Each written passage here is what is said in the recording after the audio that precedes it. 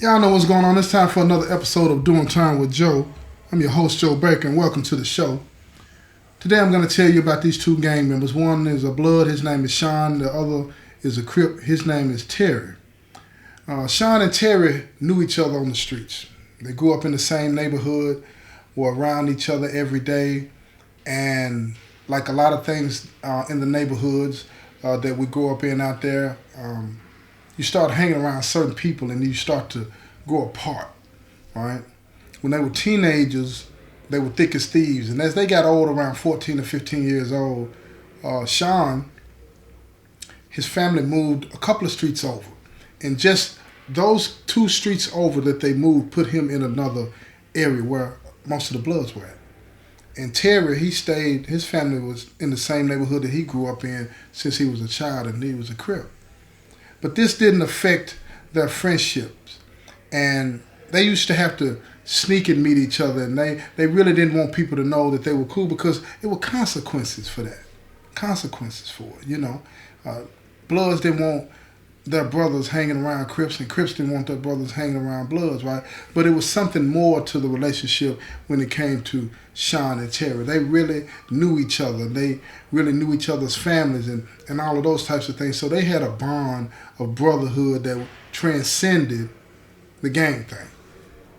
But like always, in most situations when you're repping the life, you find yourself on the wrong side of the law.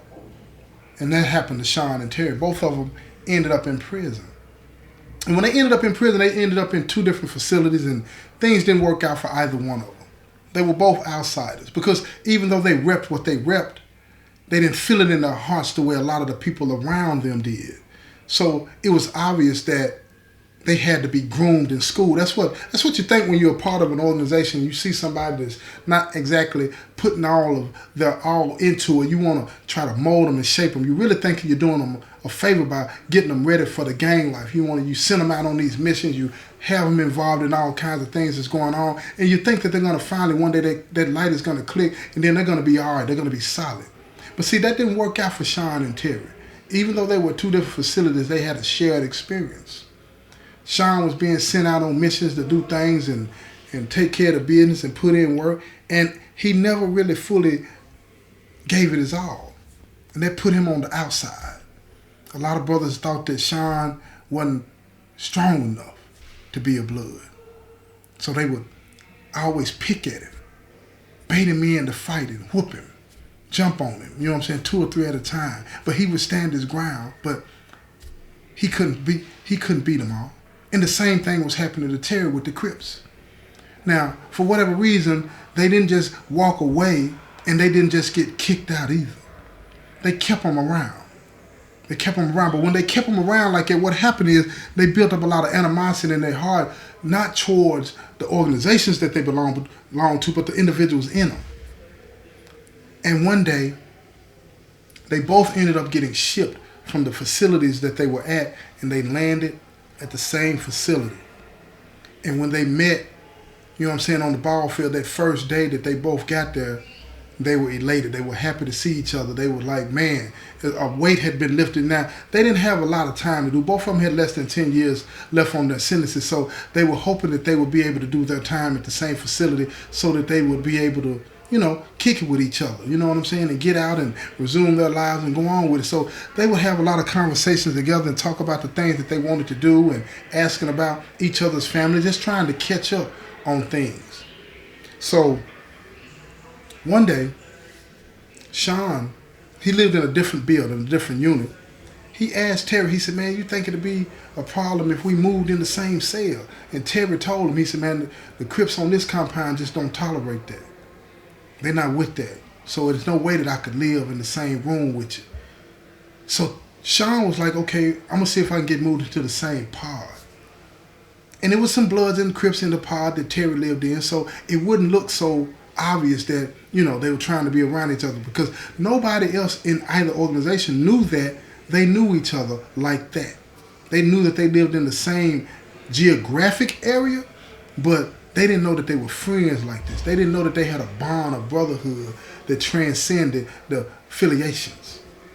So Sean ended up getting moved into the same unit that Terry was, and they kicked it. Because Now, don't get it twisted. Even though you're on the opposite side of things, you'll sit down and play with a blood or a crip if you're the opposite thing. Gangsters do it. They kick it with the vice lords. But when something happens, everybody go to their respective corners. Get your back on the wall. It's about to go down. And that's hard to manage when you in prison or on the streets. Because on the one hand, you want to keep it cordial and social, but then on the other hand, you might have to put in work against this very individual that you were just playing chess with. And your mind has to be ready at all times, so you can never really let your guard down and allow yourself to get known or be known or get to know the other person that you're dealing with that's outside the affiliation. And that's hard psychologically. But see, Sean and Terry, they had the ups on everybody. They didn't have to worry about that. Now, some of the individuals that they had dealt with at the other prisons, they ended up at the same prison that they were at too, right? And before you knew it, the word has spread in both organizations that Sean ain't this dude that, you know what I'm saying, he ain't a real blood, or he ain't like everybody else that's a blood. And same thing was being said about Terry. He's all right, but, you know, he be trying to act like he better than everybody else. All of these types of things, right? And it caused them to be shunned a little bit by everybody else. But when you get shunned by the organization that you belong to, you really become the send out. You become the send out. And that's what was going on with both of them, right? So they understood and accepted the role that they had to play because they were not willing to walk away from it because it's blood in, blood out. And the organizations, they didn't push them away either. They like to have people hanging on like that they can use. You know what I'm saying? So here's the thing. Sean and Terry sat down one day and they decided it was time for them to make some money before they got out.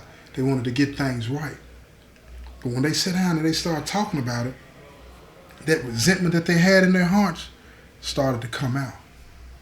And they devised of a plan that they would be able to use that could take care of a lot of those brothers that been beating on them and disrespect them and all that old kind of stuff. And this is what they came up with. In the game, when you hustling, now you know what? I ain't going to tell you what they came up with. You're going to have to follow the story. Check it out. Sean and Terry, they found them a mule. When they found them a mule, they were set. Now, they got to make a call to the town. Now, Terry, he knew some people. So he made a call, not to the Crips, not his brothers, but he made a call to the town to somebody that he knew that lived on the same side of town that he lived on that had that pack. And he worked out some things and all this and that. And he had a sister. He had his sister go by there and talk to him and work it out for him and all this and that. And she would drop the money off and pay for it, right? Now the mule, his wife was going to be moving the pack. So nobody in Sean's or Terry's family would have to take no risk like that and or even know about what they were doing. They kept it all on the hush-hush. So now the first pack comes in. When the first pack came in, off the wham, they ran into some problems. And when they ran into some problems, they already knew what they were going to do. Because let me tell you something. Anytime you sit down to decide to do something, don't ever go in a room, metaphorically speaking, without making sure you got a way to get out of the room, metaphorically speaking. Right? And I guess you can apply that literally too. But here's what I'm saying. You jump into the game. There's a few things that's going to come along with the game when you get in it. You might get busted. You might get robbed. If you get busted, you got to worry about the police. If you get robbed, you got to worry about the individuals that robbed you, hope that they don't kill you or beat you up, something like that. And then if you get robbed and you don't do anything about it, you might get robbed again. These are the things that come along with the game that you have to accept and have a plan that's going in. Now, how do you get out? What's your plan to get out of these problems that you're going to get in? Going in, coming out. You feel me? Here we go. Off the wham, the pack comes in through the VG, right? Now, Sean and Terry, they live in a different unit than the mule does. And that's just how it is sometimes. So what they thought is we'll get the pack when you come through. Now, a lot of times when you come through, especially coming from the VG, you got an area where you get shook down by the police. And after you get shook down, you go on your way, right? Well, in this particular facility where they were at, they decided, okay, the mule goes first. Let him get shook down and get through. Then they come through and they get shook down. But the mule would walk slow and wait on him. And then on the way back to the building, try to dip because it was some offices in the area, some areas that he could go and run into the restroom, get the pack out, keep it moving, right? Passing on out before they got back to the unit. It's a risky game. And they tried it, and lo and behold, guess what?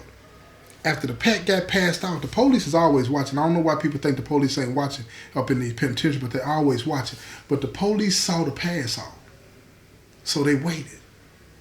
They waited, and they watched them. And when Sean and Terry got back to the unit, now they lived in the same building, but not in the same cell. So the police made a decision. Let them get back to the unit. And then we're going to see what that is that they just passed off. Because they don't have any idea what it is at this point. So when they get back to the unit, they let them get settled in. Because usually visits are ending at 3:30 and stuff like that, right? Unless you leave early, whatever the case may be. But they waited. They waited till after the count cleared. And after the count cleared, they bumped down on them real fast. Because they know they live in different cells in the same unit, but after the count clears, when they're going to meet up afterwards, they probably divide the pack up because it's only one pack. That's all the police saw. So when they came out, the police was waiting on them. Police was waiting on them. And the police waited till everybody went to chow. Waited till everybody went to chow because, you know, the police always has an agenda too. They're always trying to turn somebody into an informant because they want to stop the flow of drugs on the compound. So they waited till everybody was out of the building except for them two. It was still a few other people, but they were not really paying attention like that. So the police, being as slick as they were, and I'm telling you, they slick now when they want to be, they pulled them into the office, right? And they didn't lock the door or anything like that. So other people could see, but they talked to them in a way like, we know what we saw. It's just two officers, right? And they already done let the captain know. The captain is in on the whole move, right? They said, we saw what we saw. Now, we're going to do this one of two ways. You either give us what you got, right? Give us what you got. You can take a write-up. Or we can let you keep what you got and you work for us. Now, they looking at each other. But see, what the police didn't know was this. That Sean and Terry had already talked about having a way out. In the event that something like this happened, they already had a plan.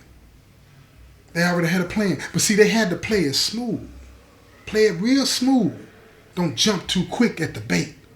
Because you want the police to believe that you're reluctant about it. You feel what I'm saying?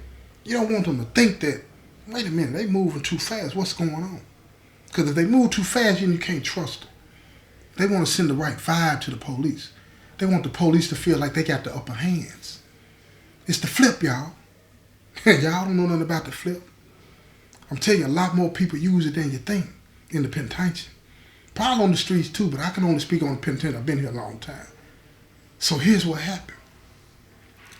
So Sean said, well, what do you want us to do? And the police looked at him. He said, well, just keep us up on what's going on and who's doing what on the compound. And you just go on about your business. Don't be making up too much noise. I'm going to let you do what you do. But don't be making too much noise and causing fights and all this and that, right? And then they asked him, the police said, what is it that you got? And Terry looked at Sean and he played that role. You know how you look down and then you look back up and you look around and trying to send out the vibe that you're nervous about something. See, that's what Sean does. He playing the role. He playing it all the way. He's looking around and he said, oh, man, we just got us a little weeds to smoke, man, and a little tobacco. And the officer looked at him. He said, oh, well, I ain't worried about that. You can keep that. He said, but look, let us know any of the hard drugs that hit the pound. We want to know. Both of them said real fast in unison, yes, sir, yes, sir. And they looked at him and said, can we leave? And they was like, yeah, you can leave. Go ahead. He said, but remember what I said. When we're making up too much noise. So Sean and Terry, they leave, right? And now, they're not supposed to. We don't get to go in each other's cell like it, but they went in the same cell, right? They went into Terry's cell, broke down the pack. You know, they still looking out the window, but the police are still in the pod. But they're not even tripping about them now. They feel like they got them under their thumb. But see, Sean and Terry in the room, they laughing. They roll up a blunt, get ready to smoke it. They laughing because they took the bait. Now, It wasn't that they set a trap or anything like that. That wasn't the case. But they had already devised a plan to get back at the individuals that they had problems with at the other institutions. They wanted to get their lick back. And this is how they was going to do it. This is called the flip, y'all. This is called the flip. So after a couple of days, Sean approached one of the officers that had pulled him in the office, and he told him, he said, look, I got something for you. The officer was like, yeah, okay. What's his name? What cell he in? This, and that. What is he doing? So check this out. Listen to me. Check this out. Now, Terry had already given him the name of a Crip dude. And this is important. This is important, right? Let me explain why. Because, see, they didn't want the police to think that they would be telling on their own kind. So when Sean went to the police, he only told about Crip business because Terry would tell him. You see what I'm saying? Keep in mind, Sean is a blood. So Terry is telling him who he don't like and who he want gone on the Crip set. So when Sean go to the police, he tell them that it's a Crip. He lives in what unit, and he tells them what he's doing. And he tells them when he's going to be in there with the drugs. Right? And then they bump down on him. They hit him. They hit the cell. Ain't nobody supposed to know what's going on. Now keep in mind, check it out. The Crips, they're not even suspecting Terry. They don't see Terry as a threat. He's insignificant to them. He might hear something in the by and by, but he really don't know the business of what's going on. But see, that ain't the point. That ain't the point. See, Sean and Terry both had lined up the individuals that they had problems with like dominoes, and they was going to knock them down one at a time. One at a time. So now, they got him. Cuz gone to the back on lockup, pending investigation. And while he's in the back, guess what? Notes get dropped. Now, that's a big deal in the penitentiary, y'all, when them notes get dropped. When them notes gets dropped, see, the administration, they got to respond to it. They got a standard operating procedure. That's an SOP that tells them what they got to do under certain situations, right? And a lot of people on the compound know that. So when the note get dropped and say the cuz life is in danger if you let him back out because he owe Crip them for what he got busted with, right? You're giving inside information that the police is going to know that make it seem as though that you know what you're talking about, and you're giving them some information that's actionable for them to keep him in the back. They want him in the back anyway. They want him in the back anyway. They're trying to break him too. You see what I'm saying? So they got him in the back. Cuz don't know why he back. He don't know how they found out about his business like that and when he was in the cell. But see, Terry sitting around listening and ear hustling, and he told everything to Sean. And the thing about it is that they never saw Terry approach no police because Terry made sure when Sean went to give up the business that he's around all of them. He's around all of them. The 2 or 3 days building up to it, he never let himself be seen around no police. So when they get to investigating, it can't be Terry. Can't be Terry, but somebody talking. The big homie is gone. He's gone. But wait a minute. Wait a minute. Something else is about to happen now. It's Terry's time. It's Terry's time. See, Sean done gave Terry a name of one of the blood dudes that he wants gone. He's got to go. So when Terry go to work the next day, he passed a police officer, one of the officers that had bumped down on him and Sean that first day they had that pack, and he told him, I got something for you. And he gave him some information about somebody that was a blood. He told him what cell he lived in, what unit he lived in, and all this and that, and then they bumped down on him. But if you want to hear what happened after they bumped down on the blood, you're going to have to tune in to the next episode, right? It's going to get better. This has been another episode of Doing Time with Joe. I'm your host, Joe Baker, and I say peace, y'all. I'm getting so